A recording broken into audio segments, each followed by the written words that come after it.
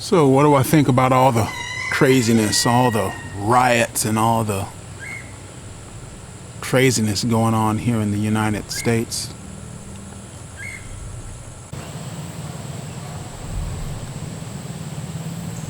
You know, I don't like talking about politics or a lot of things, but when something as tragic as what's been happening happens, I can't remain silent.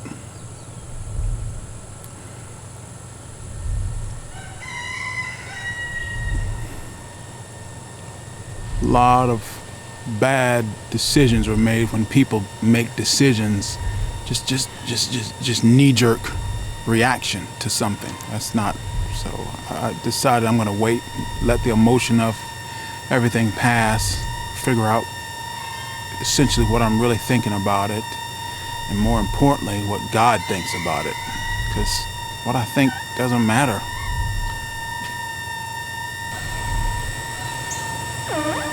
No, my mom called me. I was in men's prayer one morning and right after my mom called and told me about what happened.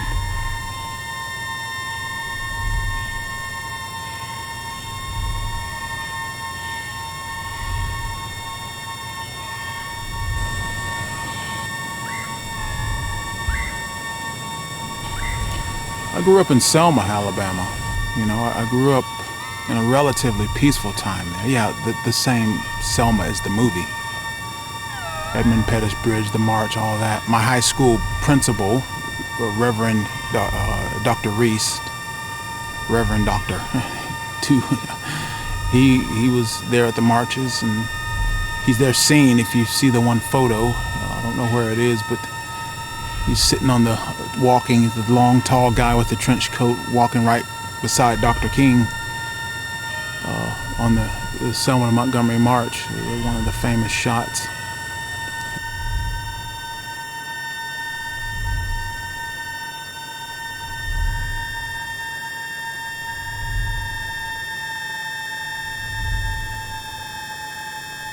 First, I can't think of another place or country, quite frankly, State of the Union, at this point even, where I have the kind of freedom to do what I'm doing right now. With Black Warrior Lures and the YouTube channel and all the products that I'm able to sell, and just a lot of people around the world don't have that kind of freedom. And so I'm thankful for that.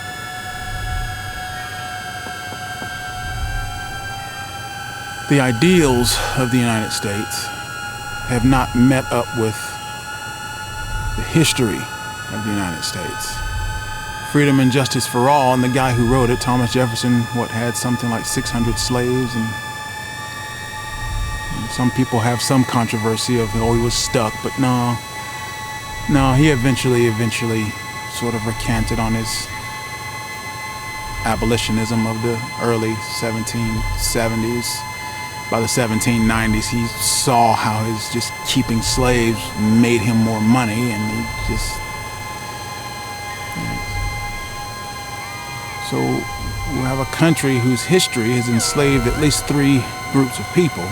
Blacks, people of African descent or from Africa, and then the Chinese to build the railroads, and then the Indians to, in some ways, farm tobacco and things, and eventually push them out west onto reservations and stuff. So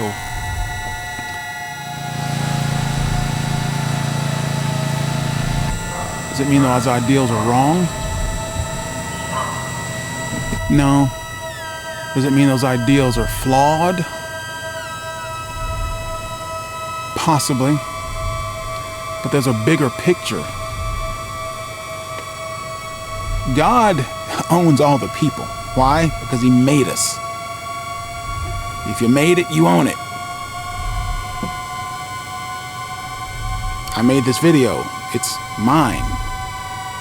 You make the universe, it's yours. You get to dictate the rules. And God made one race to rule the whole earth. And what happened? wasn't a surprise to him. Adam and Eve failed. They chose their own path that was separate from God. And in that moment began this path to racism that we see today. Right? Because that was the ultimate form of genocide. Adam and Eve condemned every single one of us to death. Hitler only wishes he could do that. He only wished he could do that. Right? But God just loved us too much to let that happen. He just loved us too much. And instead of just throwing the whole planet into the sun and burning it all up and forgetting about it, well, that wouldn't have been loving. He did the one thing that would have turned everything around, that he sent his own son in Jesus Christ to die.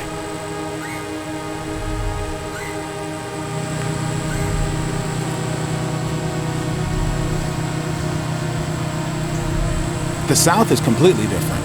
This is not the South of 1860. But even after the Civil War and the Emancipation Proclamation, what happened? You had a whole other system of Jim Crow laws in place that essentially reestablished this system of slavery for another 100 years.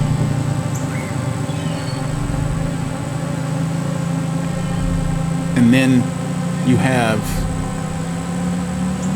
the Civil Rights Act of the 1960s, the late 60s, that gave rise to a civil freedom. Hey, don't treat us as second-class citizens just because we're escapes, just because we're freed slaves. Treat us as equals, because that's essentially the philosophy of the founding fathers. That's what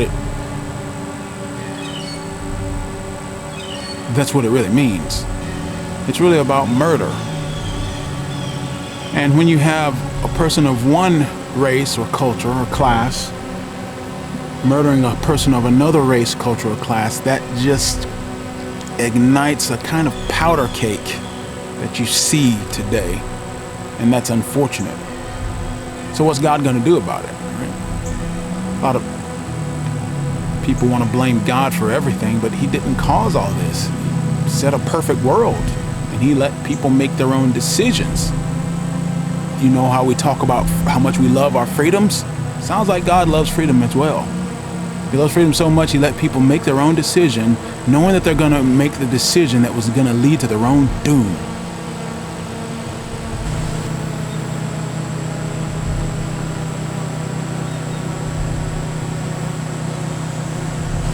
And yet he loves the people so much that he decided not to just pour out that doom on them, but that he would come to earth as Jesus Christ and pour out that doom onto himself and die for it. Right? Doesn't matter who the president is or who's been elected to Congress or who's been appointed to the Supreme Court. They can't fix this, folks. They can't. It's beyond their authority and their ability.